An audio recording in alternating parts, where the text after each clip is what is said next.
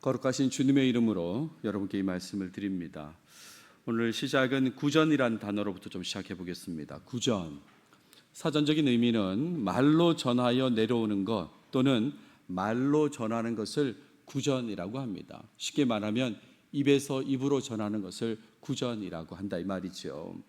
구전 동화를 떠올리시면 이 단어를 쉽게 이해할 것이라고 그렇게 여겨집니다. 근데 혹시나 구전 동화를 이렇게 생각하실까 봐 좀 걱정은 됩니다. 구전 동화 검색하면 그 한우 오마카세 가게가 이렇게 뜨거든요. 그래서 이걸 또 연결하시면 곤란할 것 같고, 우리 흔히 알고 있는 동화 있잖아요. 콩쥐 팥쥐, 흥부와 놀부, 또 견우와 직녀, 장화홍련 같은 그런 동화, 전해져 내려오는 이야기지 않습니까? 그래서 저자를 알 수가 없어요. 전해져 내려오는 이야기니까. 그런 구전된 이야기를 생각하시면서 구전을 떠올리시면 좋겠습니다. 구전하니까 구전 마케팅이라는 것도 있더라고요. 소비자 혹은 그 관련인의 입에서 입으로 전달되는 제품, 서비스, 기업 이미지 등에 대한 말에 의한 마케팅을 구전 마케팅이다라고 합니다. 전체 10%에 해당하는 특정인만 공략하는 거죠. 그들에게 이 제품에 대해서, 서비스에 대해서, 기업에 대해서 이렇게 공략을 하는 겁니다. 그러면 90%의 다수의 소비자는 그 10% 특정인에 의해서 영향을 받게 된다 이 말이죠. 입에서 입으로 전해지는 그 이미지, 뭐 기업 이미지, 제품에 대한 거, 서비스에 대한 거, 그 참 좋더라, 뭐 이런 그런 그 평가들이 전해져서 90%의 다수 소비자들이 움직인다. 그걸 노리고 하는 것이 구전 마케팅이다. 그런 거죠.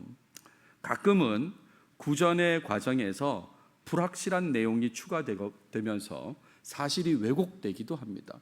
구전되다 보면 그렇죠. 입에서 입으로 전해지다 보면 좀 좋지 않은 왜곡된 사실이 추가되기도 합니다. 제가 다리를 다쳤다고 해봅시다. 제가 다리를 다쳤어요 라고만 얘기했는데 그걸 전하는 사람이 다리가 부러졌단다 이렇게 전하기도 하고, 그 다음에 전달되면 거의 죽게 되었단다 이렇게 얘기가 전달될 수도 있는 거죠. 그렇죠? 이렇게 중간에 왜곡돼서 실제로 제가 경험한 적이 있습니다. 우리 교단 교회인데요, 강북에 있는 미아 쪽에 있는 교회인데 그 교회를 얘기할 때 원래 그 교회 목사님 제 친구 이모부이십니다. 그 친구 이모부 되시는 분은 우리 교단 총회장을 지내신 분입니다. 제가 그렇게 이제 목사님들 모임에서 그렇게 얘기한 적이 있어요. 그 교회 얘기가 나왔길래 친구 이모부가 총회장입니다 라고 분명히 얘기를 했는데, 나중에 어떻게 전달됐냐면 그 목사 이모부가 총회장이래 이렇게 된 거예요. 친구란 말은 빠지고 이모부가 총회장이래. 그래서 결론은 뭡니까? 좋은 배경을 가졌구나 저 목사는, 이렇게 이제 소문이 나기도 했었거든요. 그러니까 구전의 과정에서 조금 왜곡될 수 있다는 걸 아실 것입니다. 그럼에도 불구하고 구전은 우리 곁에서 계속 작동하고 있어요. 지금도 계속해서 우리는 말로 정보를 전달하잖아요.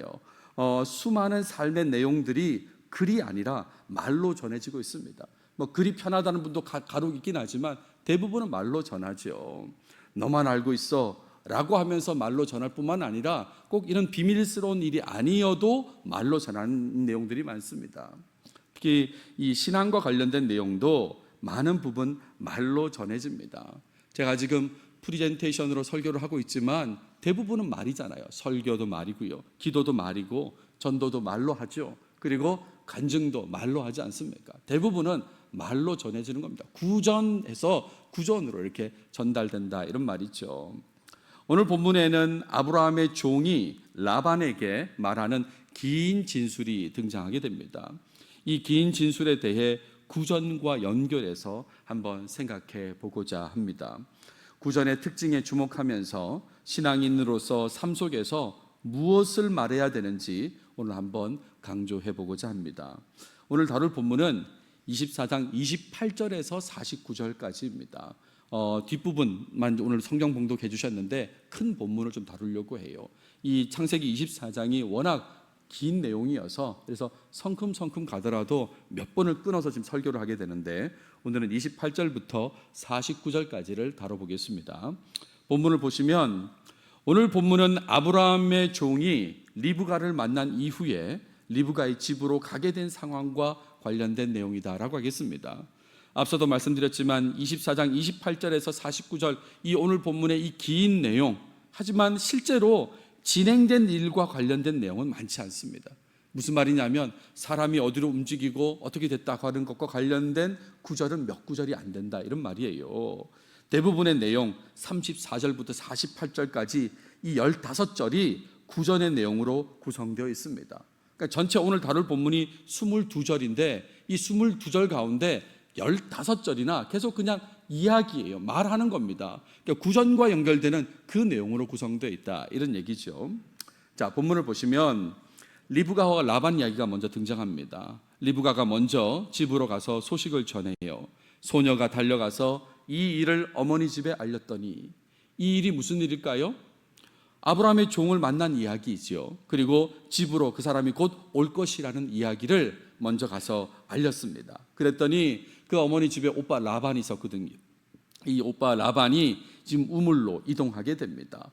왜 우물로 이동합니까? 그 사람이 지금 성박 우물 곁에 있었지 않습니까? 그러니까 그리로 이동한다, 이런 말이에요. 여러분 생각해 보세요. 지금 그 사람이 곧 온다고 전해줬잖아요, 동생 리브가가. 그러면 기다리면 집에서 만나는 거잖아요. 근데 왜 라반은 이 우물로 갔을까? 그 이유에 대한 이야기가 뒤에 이어집니다. 라반이 기다리지 않고 이동한 이유는 뭔가? 그의 누이의 코걸이와 그의 손의 손목걸이를 보고 또 그의 누이 리브가가 그 사람이 자기에게 이같이 말하더라 함을 듣고 그 사람에게로 나아감이라 그랬습니다. 한마디로 말하면 라반의 탐욕적인 부분을 지적하는 내용이다 라고 할 수 있는 거예요. 지금 동생 통해 가지고 그 사람 이야기를 들어보고 또 지금 코골이하고 또 팔찌를 보고 그 사람이 부유하다고 생각한 거죠. 특히나 아마 이 말에 꽂혔을 거예요. 낙타 10마리 데리고 왔다. 제가 지난 시간에 말씀드렸지 않습니까? 이 낙타 10마리란 말은 요즘으로 치면 자동차 세단 10대를 몰고 왔다는 겁니다. 10대를. 여러분 누구 어떻게 며느리감 구할 때 이렇게 차 10대 데리고 갑니까? 이렇게?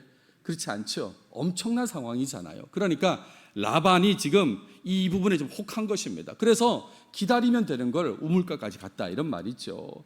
그 얘기를 우리 본문도 전하고 있어요. 그때에 그가 우물가 낙타 곁에 서 있더라 이랬지 않습니까? 그냥 우물가에 있더라라고 해도 되는데 낙타 곁에 서 있더라고. 지금 라반의 초점은 거기에 있는 것입니다. 자, 그리고 이제 라반과 그 아브라함 종이 만나게 되는데 최선을 다해서 환영하는 모습이 나타나죠. 지금 라반이 어떤 목적인지 제가 말씀드렸죠. 그러니까 최선을 다해서 환영해요. 여호와께 복을 받은 자여 들어오소서. 어찌 밖에 서 있나이까? 내가 방과 낙타의 초소를 준비하였나이다 라고 했습니다. 지금 아브라함의 종을 보고 뭐라고 그럽니까? 여호와께 복을 받은 자여 라고 했어요. 이 여호와께 복을 받은 자여라는 말은 신앙적인 표현이 아니라 그냥 부유한 자에 대한 호칭이에요. 그러니까 부유한, 재산이 많은 사람은 신한테 복을 받았다고, 그런 생각으로 지금 여호와께 복을 받은 자여라고 했습니다. 그런데 우리가 여기서 기억해야 될 것은 아직 라반은 그가 아브라함의 종인 줄 알지 못한다는 거예요. 지금 모르는 상태에서 돈이 많다고 생각하니까 여호와께 복을 받은 자여, 지금 다 준비했습니다, 들어오십시오, 지금 이러고 있는 거죠. 본문에는 나오지 않지만 아브라함의 종이 라반의 집에 이제 들어가는 그런 상황이 있었겠죠. 그러고 나서 라반이 뭐 하냐면 짐을 정리합니다. 낙타에 있는 짐을 부린다 그랬습니다. 또 낙타들에게 사료를 제공합니다. 거기다가 그 아브라함의 종과 동행인들이 있을 거 아닙니까? 그들의 발 씻을 물을 제공하고 뿐만 아니라 음식도 제공하는 정말 환대하는 모습이 이 본문에 등장하게 돼요. 그랬는데 이 아브라함의 종이 라반한테 이렇게 얘기합니다. 내가 내 일을 진술하기 전에는 먹지 아니하겠나이다. 지금 식사하시라고 다 준비했는데, 그런데 내가 내 일을 진술하기 전에는 먹지 않겠다라고 하죠. 여기서 내 일이란 게 뭡니까? 지금 라반이란 사람은 아브라함의 종을 모르잖아요. 누군지 소개도 하고 또 왜 여기 왔는지 이동한 이유도 얘기하고 또 도착한 이후에 경험한 게 있지 않습니까? 그러니까 그걸 얘기하기 전에는 먹지 않겠다고, 이걸 얘기한 다음에 먹겠습니다 라고 했어요. 그랬더니 라반이 아브라함 종에게 뭐라고 얘기합니까? 아주 단순하게 얘기하죠. 말하소서, 말씀하십시오. 너무 지금 환영하는 입장으로 지금 있으니까 그냥 다 그렇게 하시라고 이제 하는 겁니다. 그리고 나서 앞서 제가 말씀드린 긴 내용 34절부터 48절까지의 이 얘기가 이어지는데 자신과 관련된 내용을 그대로 전달합니다. 아브라함 종 입장에서 자신과 관련된 얘기를 그대로 전하는데, 여러분 잘 생각해 보세요. 창세기의 독자 입장에서, 우리도 좀 독자지 않습니까? 독자 입장에서는 반복해서 전달되는 내용으로 인식되는 거예요. 이미 다 알고 있는 내용인데 그 다 알고 있는 내용을 지금 아브라함의 종의 입을 통해서 전해지는 그 말 속에서 반복된다, 이런 말입니다. 또 이 얘기를 또 하고 있네 라고 느껴지는 거죠. 이게 바로 구약 성경의 구전의 특징입니다. 구전 제가 말씀드렸잖아요. 말로 전달되던 그 특징이 그냥 그대로 반영되어 있는 모습이 바로 오늘 본문에 나타난 것이죠. 사람들이 말로 하면 좀 반복하지 않습니까? 그 반복의 형태가 지금 글로 기록되면서 우리에게 주어졌다, 이런 말이죠. 한 예를 들어보겠습니다. 열왕기하 14장에 보시면 요아스가 그의 조상들과 함께 자매, 여기서 요아스는 북이스라엘 왕입니다. 12번째 왕인데 그가 죽었습니다. 그리고 이스라엘 왕들과 사마리아에 함께 장사되고 그의 아들 여로보암이 13번째 왕, 북이스라엘 13번째 여로보암 2세입니다. 이 여로보암 2세가 대신하여 왕이 되었다고 14장 16절에 분명히 얘기했지 않습니까? 근데 14장 23절을 보세요. 유다왕 요아스입니다. 8번째 왕이고요.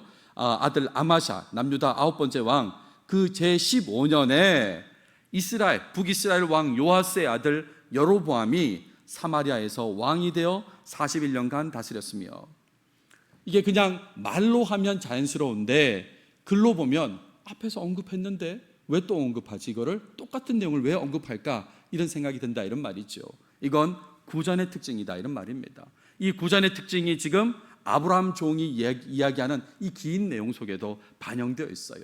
이미 독자 입장에서는 다 알고 있는 내용인데 그 알고 있는 내용이 특히 오늘 본문에는 길게 펼쳐지는 것입니다. 보세요. 일단 자기를 소개합니다. 뭐라고 소개할까요? 아브라함의 종이라고요. 이 사실 모르는 분 계십니까? 저랑 같이 창세기를 계속 봐오신 분 중에 이 사실을 모르는 분 없을 거예요. 다 아는 얘기를 지금 한다, 이런 말입니다. 또 주인도 소개합니다. 아브라함을요. 여호와께서 주인에게 복을 주셨다고, 복받은 사람이라고 소개합니다. 그러면서 소, 양, 은, 금, 종, 낙타, 나귀 이런 것들을 많이 받은 주인이다라고 그렇게 소개하죠. 뿐만 아니라 주인의 아내 사라가 아들을 출산했다라고도 소개합니다. 이 얘기도 다 알고 있는 내용이지 않습니까? 특별히 주인이 아들에게 모든 소유를 주었다 그랬어요.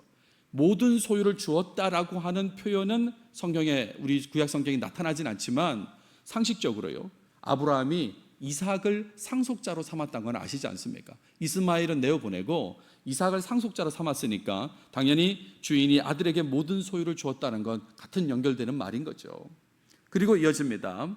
주인의 요청이 있었다는 거, 이것도 기억나실 거예요. 처음에 맹세하라고 그랬지 않습니까? 허벅지 아래 손을 놓으라고 하면서 맹세하라고 했던 얘기도 그대로 해요. 그리고 아들의 배우자를 택하라는 얘기도 전달합니다. 가나안 딸들 중에 택하지 말라고 했어요. 그리고 주인의 집 그 족속에게서 택하라고 한 그 얘기를 그대로 전합니다. 그러면서 이 아브라함의 종이 질문한 부분이 있잖아요. 택한 여성이 따르지 않을 경우에, 정하긴 정했는데 그 여성이 이 가나안 쪽으로 오지 않는다고 할 경우는 어떡하냐 했을 때 주인이 하나님께서 평탄한 길을 주실 거라고 그렇게 얘기했다는 내용도 전달합니다. 그런 다음에 또 주인의 집에 그 족속이 딸을 주지 않으면 또 어떡하나. 그러니까 그 집안이 딸을 아예 시집 보내지 않겠다고 그렇게 하면 어떡할까 했을 때 맹세한 것과 상관없게 된다고 주인이 말하지 않습니까? 그 얘기도 전달하는 것이죠. 있는 그대로 다 전달하는 겁니다. 그리고 이제 우물가에 도착했을 때에 그때 여호와께 증표를 구하는 기도를 한 거 기억나시죠? 그 얘기도 그대로 합니다. 마실 물을 요청했을 때에 나에게 마실 물을 줄 뿐만 아니라 낙타에게도 물을 주는 여성이 정하신 자로 알겠습니다라고 그렇게 기도했다는 내용을 얘기하죠. 그런 다음에 리브가가 등장한 얘기를 합니다. 리브가에게 마실 물을 요청하지 않습니까? 그녀는 낙타에게도 물을 주었죠. 그 요청한 아브라함 종에게도 물을 줄 뿐만 아니라 낙타에게도 물을 주었습니다. 그래서 이 종이 누구의 딸인지를 물었고 나홀과 밀가가 낳은 부두엘의 딸이라고 그대로 이렇게 대답한 것을 그대로 전하게 됩니다. 그랬더니 코걸이와 손목걸이를 그녀에게 줬다라고 했죠. 그리고 마지막으로 하나님께 반응한 얘기도 합니다. 하나님을 경배하고 찬송했다는 그 얘기지요. 이렇게 긴 얘기, 우리가 이미 다 알고 있는 이야기를 지금 그대로 다시 또 전달해 주는 그런 모습이 있는 거죠. 마지막 절을 보시면 내 주인 아브라함의 하나님 여호와께서 나를 바른 길로 인도하사 나의 주인의 동생의 딸을 그의 아들을 위하여 택하게 하셨으므로 내가 머리를 숙여 그에게 경배하고 찬송하였나이다 라고 했습니다. 여러분, 두 번째 줄에 나의 주인의 동생의 딸, 주인 아브라함, 동생 나홀이죠, 그죠? 나홀의 아들 부두엘, 부두엘의 딸 리브가이지 않습니까? 그러니까 나의 주인의 동생의 딸이 아니라 손녀이죠, 손녀. 손녀라고 해야 되는데 왜 여기서 딸이라고 했을까? 설명을 드려보면 히브리어로 바트라고 한 단어인데요, 이 바트는 주로 딸로 번역이 됩니다. 근데 딸로만 번역되는 건 아니고요, 손녀, 자손으로도 번역이 된다는 것을 아셔야 되는 거죠. 아들을 칭하는 단어가 있어요. 벤이라는 단어가 있습니다. 베냐민 할 때 쓰는 그 벤입니다. 근데 이 벤도 주로 아들로 번역됩니다. 하지만 문맥상 손자, 자손으로도 그렇게 번역될 수 있는 거죠. 여러분, 예수님은 다윗의 아들입니까? 다윗의 자손입니까? 당연히 다윗의 자손이죠, 그렇죠? 근데 이거를 벤이란 단어를 그냥 문자 그대로 번역해서 가끔 다윗의 아들이라고 그렇게 번역하는 사람들이 있어요. 그러니까 이거는 벤이란 단어가 그 자손까지도 다 포함하는 단어라는 것을 아셔야 되죠. 그러니까 오늘 본문 이 48절도 나의 주인의 동생의 손녀를 이렇게 번역했어야 되는 것입니다. 아무튼 이렇게 지금까지 지내온 이야기들을 있는 그대로 다 라반에게 전달했다, 이런 말입니다. 그리고 나서 이제 요청해요. 진짜 요청할 내용이 49절에 나옵니다. 결과를 알려달라는 요청이죠. 이제 당신들이 인자함과 진실함으로 내 주인을 대접하려거든 내게 알게 해주시고, 그렇지 아니할지라도 내게 알게 해주셔서 내가 우로든지 좌로든지 행하게 하소서라고 했습니다. 리브가를 주인 아브라함의 아들 이삭의 배우자로 보내줄 것인지 결정해 달라는 거예요. 나의 요청에 예스인지 노인지 답을 해달라, 꼭 알려달라. 예스라도 노라도 다 답을 해달라, 알려달라고 했습니다. 우리는 이미 답이 뭔지 알고 있어요, 그렇죠? 답은 예스입니다. 예스입니다. 이 얘기는 다음 시간에 계속 이어서 다루도록 하겠습니다. 자, 오늘 본문은 아브라함의 종이 라반에게 그동안 있었던 일을 말하는 것이 대부분을 차지하는 내용이다라고 말씀을 드렸어요. 앞서도 말씀드렸지만 독자 입장에서는 이미 다 알고 있는 내용인데, 근데 구전의 특징이 반영된 그런 부분이라고 제가 말씀을 드렸습니다. 물론 반복된 내용이라고 해도 꼼꼼히 살펴보면 약간의 차이를 발견할 수는 있습니다. 이미 발견하신 분이 계신지 모르겠는데 차이가 좀 있긴 있어요. 예를 들어서 22절 23절 지난 시간의 본문입니다. 낙타가 마시기를 다하매 그가 반세겔 무게의 금 코걸이 한 개와 10세겔 무게의 금 손목걸이 한 쌍을 그에게 주며 이르되 내가 누구의 딸이냐 청하건대 내게 말하라. 내 아버지 집에 우리가 유숙할 곳이 있느냐라고 하는 내용이 나와요. 이게 이제 스토리상에서 나온 이야기죠. 근데 이 아브라함 종이 라반에게 뭐라고 얘기하는지 보세요. 그가 또 낙타에게도 마시게 한지라 내가 그에게 묻기를 내가 네 딸이냐 한즉 이르되 밀가가 나홀에게서 낳은 부두엘의 딸이라 하기로 내가 코걸이를 그 코에 꿰고 손목걸이를 그 손에 끼우고. 일단 뭐 아주 세밀한 것도 있긴 하지만 전체 큰 틀에서 낙타가 마셨어요, 물을. 그런 다음에 선물을 주었습니다. 그리고 누구의 딸인지 물었다는 게 원래 지난 시간의 본문 내용인데, 여기 내용은 뭡니까? 낙타가 마신 다음에 누구의 딸인지를 먼저 물어요. 그런 다음에 선물을 주었다는 그런 내용이죠. 그러니까 순서가 바뀌었다, 이런 말입니다. 이런 차이가 있어요. 근데 여러분, 이런 차이조차도 자연스러운 구전의 특징으로 이해될 수 있는 거죠. 우리가 말을 전하다 보면 조금 순서가 바뀔 수도 있지 않습니까? 그러니까 이거는 정말 구전의 특징이라고 그렇게 생각해야 되는 건지, 거지 성경의 오류라고 그렇게 생각하시면 곤란한 것입니다. 정말 구전의 특징을 잘 반영하고 있다 할 수 있어요. 자, 그렇다면 오늘 본문은 왜 구전의 특징을 보여주면서 반복해서 같은 내용을 알려줄까요? 그것도 긴 내용을, 이 구전의 특징을 반영한 이 긴 내용을 왜 또 보여줄까? 여러분, 반복을 강조의 의미로 생각하시면 좋겠습니다. 반복을 강조의 의미로 생각한다면 쉽게 이해될 수 있어요. 그러니까 하나님께서 리브가를 만나게 하신 일, 하나님의 섭리가 있었다고 제가 말씀드렸는데 그 섭리가 너무 중요하다는 거예요. 그러니까 다시 아브라함의 종을 통해서 그것이 강조된다. 그래서 구전의 특징을 사용해 가지고 이렇게 우리에게 전달되고 있다, 이런 말이죠. 기억나시죠? 제가 지난 주일에 하나님의 섭리, 하나님의 일하심에 주목해서 말씀을 드렸잖아요. 근데 이 부분을 아브라함의 종의 입을 통해서 다시 언급하는 내용으로 또 강조하는 게 오늘 본문의 의도고 목적이다, 이런 말입니다. 거의 같은 내용을 지금 또 보게 하신 이유는 강조하기 위해서요. 강조하기 위해서. 그러니까 강조된 그 하나님의 섭리에 계속 주목하면서 말씀을 묵상해야 되는 거죠. 창세기 24장 말씀 그냥 길다고만 하지 마시고 왜 이 이야기가 반복돼서 나왔을까? 왜 구전의 특징이 또 사용되었을까? 라고 했을 때 하나님께서 이걸 하고 싶으셨는가 보다, 이렇게 생각해야 된다, 이런 말입니다. 하나님의 섭리가 너무 중요해서 이렇게 또 말씀하시는 거다라고 생각해야 된다, 이런 말이죠.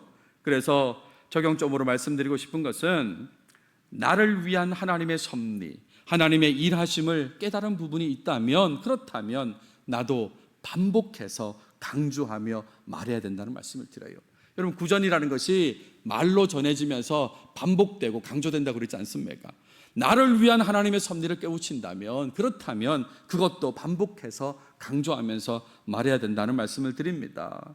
피조물로서 창조주 하나님의 섭리 전체를 깨닫는 것은 불가능하다고 말씀을 드렸어요. 우리 인간이 창조주 하나님의 섭리를 전체를 깨닫는다? 그건 이미 그 대상이 하나님이 아니라고 말씀드렸잖아요. 깨달을 수 없어요. 하지만 삶 속에서 부분적으로 깨닫게 된 섭리가 있다면 그것을 말해야 된다, 이런 말이죠.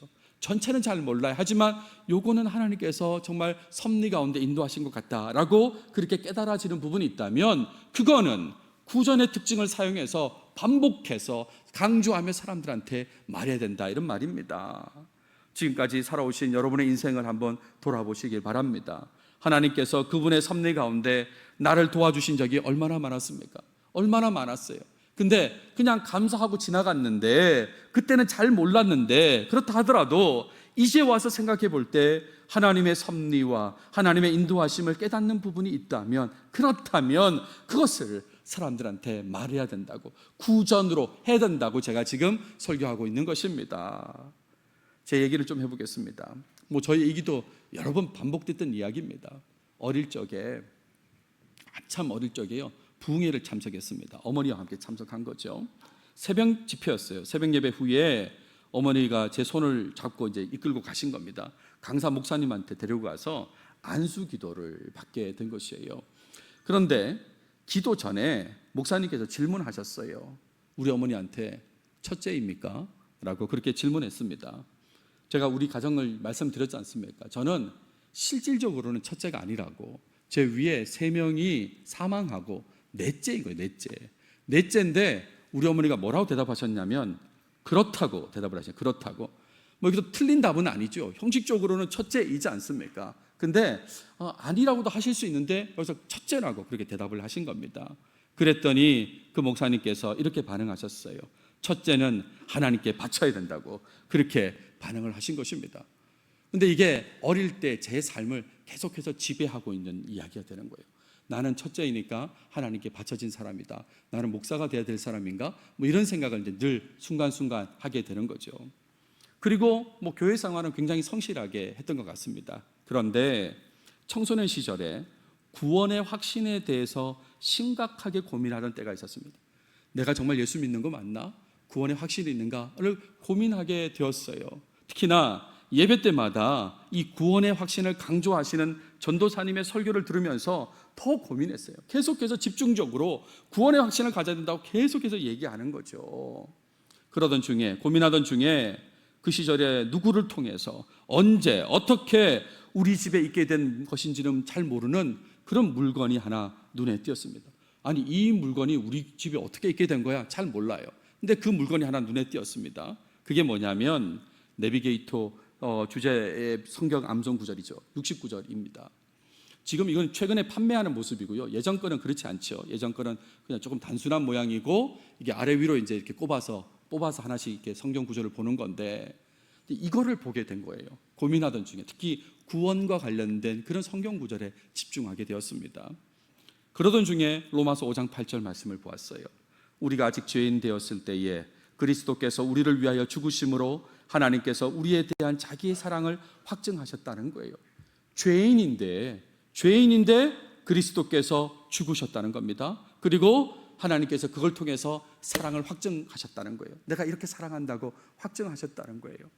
이 구절, 이 카드를 계속 묵상하면서, 아니, 나라를 위해서 죽는 순국도 힘들고 직장을 위해서 죽는 그 순직도 힘든데, 이 죄인을 저는 교도소에 있는 죄수같이 느꼈거든요.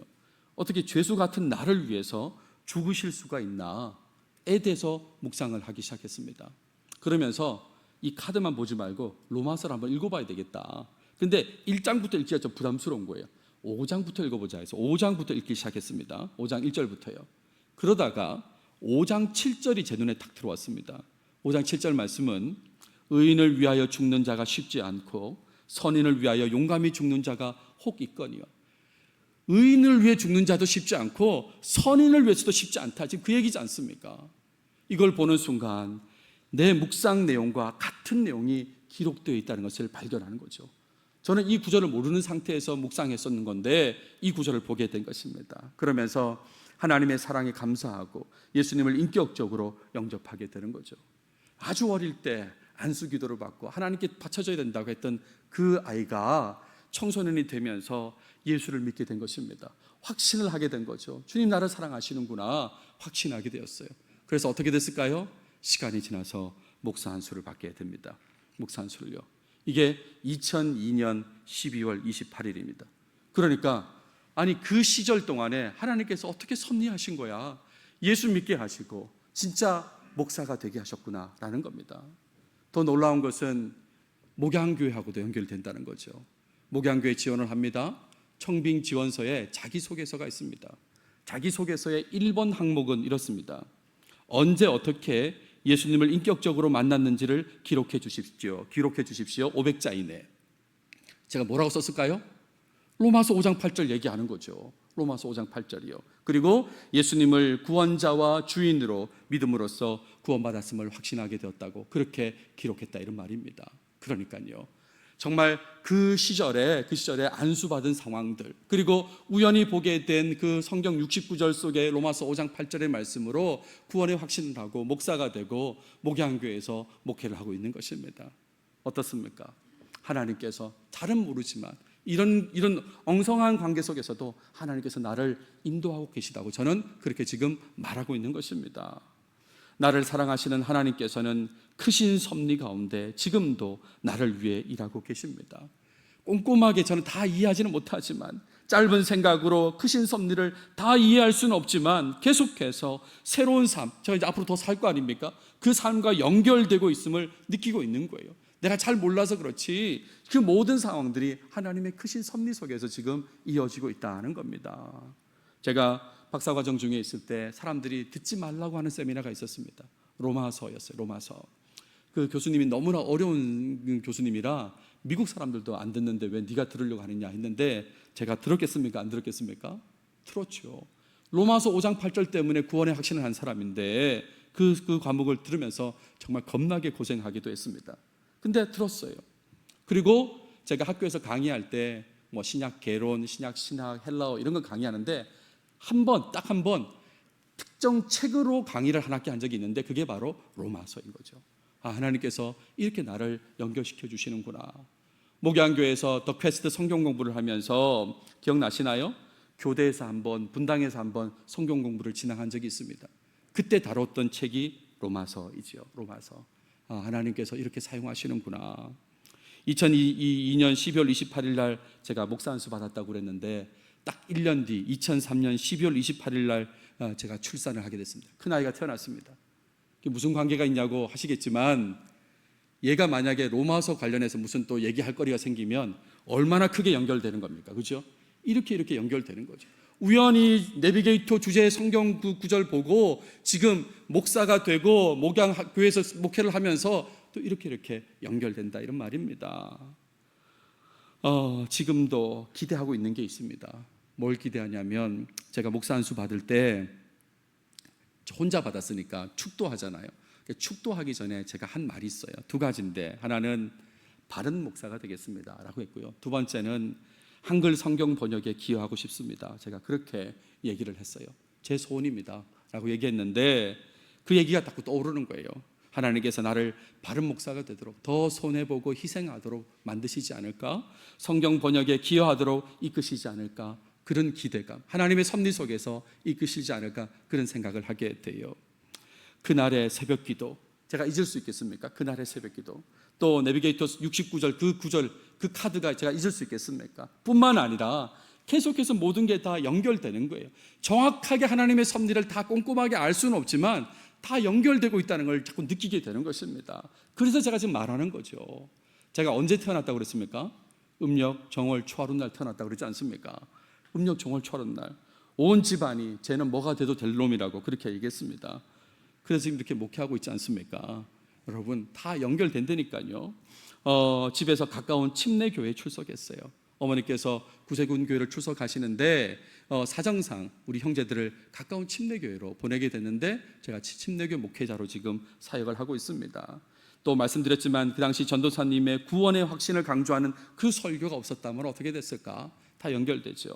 이후에 베톤우즈에서 부목사로서 사역했던 그 사역의 내용들, 또 허리케인 카트리나 수재를 당해서 피난 생활했던 그 상황들이 다 연결되는 거예요. 뿐만 아니라 저랑 결혼했던 그녀도 마찬가지입니다. 다 연결되는 그런 거죠. 하나님의 섭리 속에, 구체적으로는 모릅니다. 꼼꼼하게는 제가 알 수는 없지만 하나님께서 이렇게 나를 인도하시고 이끌고 계시구나.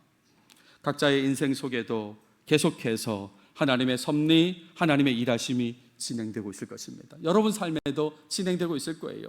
다 이해하지는 못해도 지금까지 깨달은 부분에 대해서 반복해서 말하시기 바랍니다. 깨달은 부분이 있다면, 그렇다면 하나님 나를 이렇게 인도하셨어, 이렇게 인도하셔서 구전으로 그렇게 반복해서 말씀하시라, 이런 말이에요. 하나님께서 섭리 가운데 나를 이렇게 인도하셨다고 거듭거듭 말씀하시길 바랍니다. 오늘부터 이번 주간 다룰, 여러분 목장 모임에 가서 그 교재를 한번 보십시오. 다룰 내용이 그거잖아요. 나는 그런 사람이 아닌데 하나님께서 주시는 마음으로, 하나님께 주시는 그 힘으로 내가 그 일을 했다고 그렇게 나누는 것이거든요. 여러분, 이게 하나님의 섭리가 아니고 뭡니까? 나는 원래 그런 존재가 아니에요. 근데 하나님께서 그 마음을 주셔가지고 그 힘을 주셔서 내가 했다고 그렇게 말하는 거, 그것도 하나님의 섭리 가운데 필요한 것입니다. 여러분, 하나님의 섭리를 깨달을 때마다 반복해서 사람들에게 말하시길 바랍니다. 아주 꼼꼼하진 않아도 그래도 정말 하나님의 인도하심이야 라고 깨닫는다면 사람들에게 말하십시오. 시간이 지날수록 인생 속에서 더 깊이 연결되어 있는 그 하나님의 섭리, 하나님의 인도하심을 계속 깨닫고 감사하고 드러내시는 여러분들이 되시길 바랍니다. 여러분, 하나님의 섭리를 반복해서 말한다는 건 바꿔 얘기하면 하나님의 은혜를 계속 떠올린다는 것입니다. 계속 떠올린다는 거예요. 하나님의 섭리를 반복해서 말한다는 것은 하나님을 경외한다는 것입니다. 계속해서 하나님을 경외한다는 거예요.